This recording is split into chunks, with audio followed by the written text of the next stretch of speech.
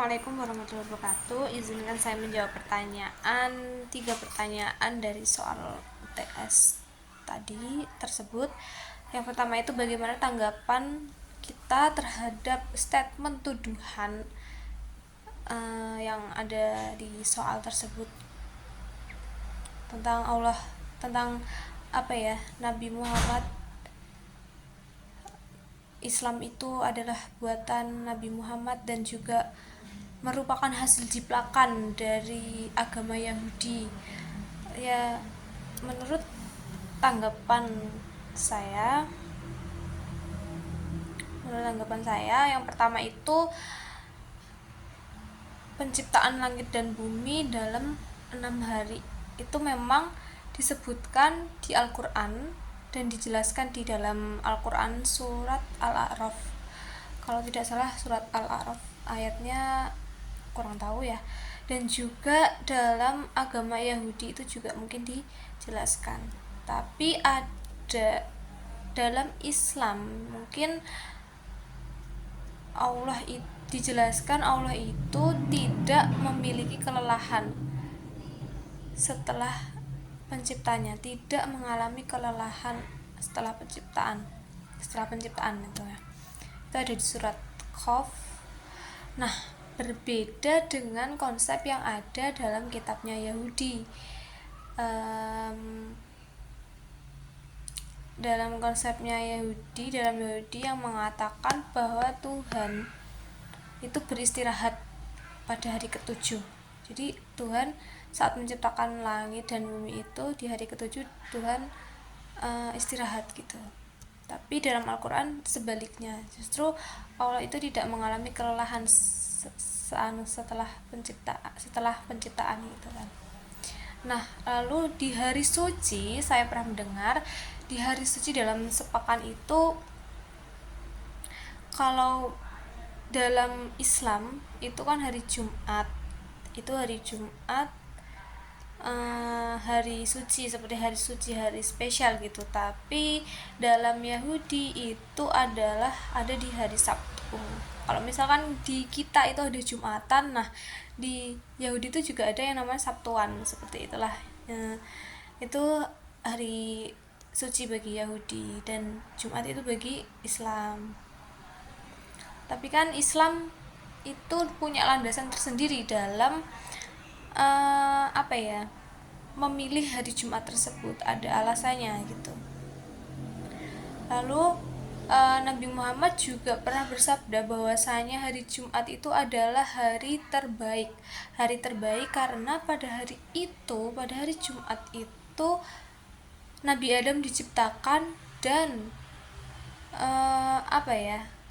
kiamat itu akan terjadi, seperti itu.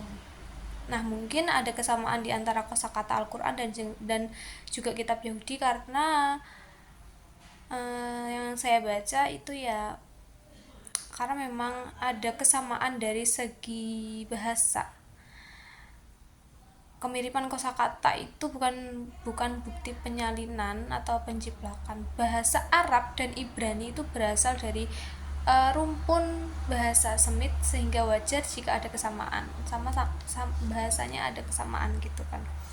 Terus Nabi Muhammad dan perdagangan ke Syam itu ya, yang saya cari di sini tidak ada bukti yang menunjukkan bahwasanya Nabi Muhammad itu belajar agama Yahudi dari para rabi di Syam. Justru Al-Quran itu memiliki banyak ajaran yang bertentangan dengan keyakinan Yahudi, seperti penolakan konsep bahwasanya Yahudi adalah umat pilihan Tuhan. Nah, itu justru malah bertentangan dengan Yahudi. Kalau misalkan benar Islam itu dimodifikasi, seharusnya Islam lebih selaras dengan doktrin-doktrinnya Yahudi. Tapi di sini di Al-Quran pun bertentangan dengan doktrin-doktrinnya Yahudi, berarti tidak ada penjiplakan gitu kan ya. Lalu soal yang kedua tentang implementasi metode dan metodologi dalam masalah suami istri tadi yang disebutkan dalam soal itu, ada yang namanya metode rasional empiris, ada juga metode etika dan moral. Terus ada juga metode problematika sosial. Nah, metode rasional empiris berarti berpikir secara rasional ya dalam posisi tersebut. Misalkan kan suami harus mempertimbangkan apakah mendapatkan kelapa muda secara rasional memungkinkan atau tidak jika dipikir secara rasional. Jika tidak mungkin, misalnya karena membahayakan diri sendiri kan manjat pohon, maka mencari alternatif yang lebih rasional adalah metode yang lebih tepat. Yes, berpikir secara rasional, atau mungkin bisa menggunakan metode etika dan moral. Metode etika dan moral itu dalam Islam mencari rezeki atau sesuatu untuk memenuhi kebutuhan keluarga itu kan harus dilakukan dengan cara yang halal gitu. Itu kalau dalam kode etik dan moral, metode etik dan moral ya. Berarti dalam artian kalau misalkan mengambil tanpa izin ini bisa dianggap sebagai kasarnya tuh mencuri yang bertentangan dengan ajaran Islam itu. Dan juga bisa menggunakan metode problematika sosial itu, misal jika pohon kelapa itu miliknya tetangga, ya mungkin suami bisa meminta izin pada tetangga tersebut, karena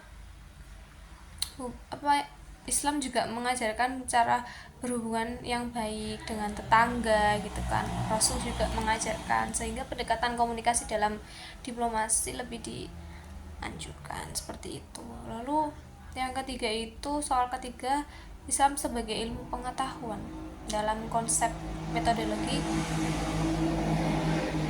dalam konsep MSI dalam Islam, metodologi studi Islam ya. Islam itu sebagai pengetahuan. Islam itu adalah juga sebagai ilmu pengetahuan. Itu Islam.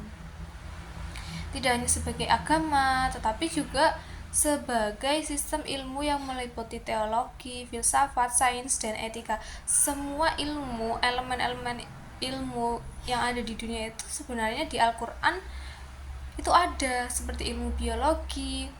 Ilmu biologi kan diterangkan juga di dalam Al-Quran bahwasanya manusia pertama diciptakan itu kan yang pertama janin, terus menjadi gumpalan darah. Saya dilupakan ayatnya ya. Itu kan pertama janin, terus habis terbentuknya janin, pertama kan gumpalan darah atau janin gitu, terus akhirnya menjadi tulang, setelah membentuk tulang akhirnya berbentuk tubuh, lalu dan seterusnya seperti itu. Dan itu tuh juga diterangkan dalam ilmu biologi seperti itu. Jadi Islam itu ilmu pengetahuan secara keseluruhan tuh ada di dalam Islam. Dan Nabi Muhammad pun juga bersabda bahwasanya jalan-jalanlah di buminya Allah itu. Berarti kan secara Nabi Muhammad mengajak kita untuk Al-Quran sering mengajak manusia untuk berpikir, meneliti, mengobservasi seperti itu. Dan lalu aspek yang mendukung Islam sebagai ilmu pengetahuan itu adalah adanya epistemologi Islam, metodologi dalam Islam, dan juga integrasi sains dan agama. Di Al-Quran dan Al-Hadis itu menjadi sumber ilmu utama. Islam itu mendorong akal untuk berpikir kritis dan juga analitis. Dan metode ilmiah dalam Islam itu Ibnu Haytham itu memperkenalkan metode ilmiah dalam fisika dan optik, obat-obatan gitu ya. Terus Al-Khwarizmi ini menemukan dasar aljabar yang digunakan hingga saat ini. Ya memang atau integrasi sains dan agama. Ilmu dalam Islam itu tidak bertentangan dengan agama, melainkan saling melengkapi.